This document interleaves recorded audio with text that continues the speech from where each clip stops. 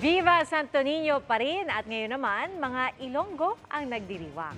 Bumida rin po ang kultura, tradisyon at pamumuhay ng mga Ilonggo sa mga pasabog na performance sa Dinagyang Festival. Mula sa Iloilo City, nakatutok live si Zen Kilanta ng GMA Regional TV, One Western Visayas.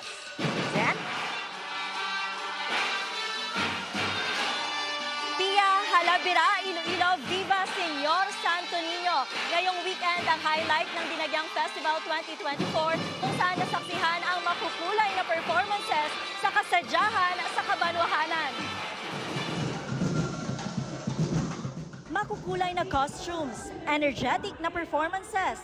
Yan ang pasiklaban ng siyam na grupo sa kasadyahan sa Kabanwahanan sa Iloilo Freedom Grandstand. Nagmula sila sa iba't ibang bayan ng Iloilo. Highlight ng performance, ang kultura, tradisyon at pamumuhay ng mga Ilonggo.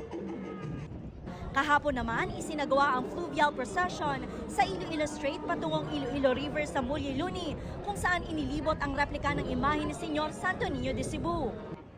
Bukas muling maririnig ang tunog ng drums sa Dinagyang Tribes Competition.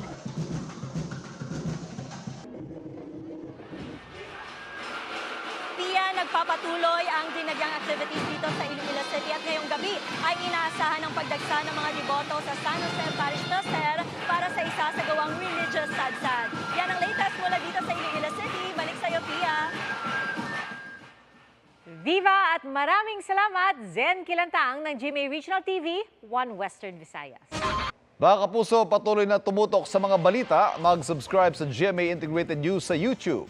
Sa mga kapuso abroad, samahan niyo kami sa GMA Pinoy TV at www.gmanews.tv.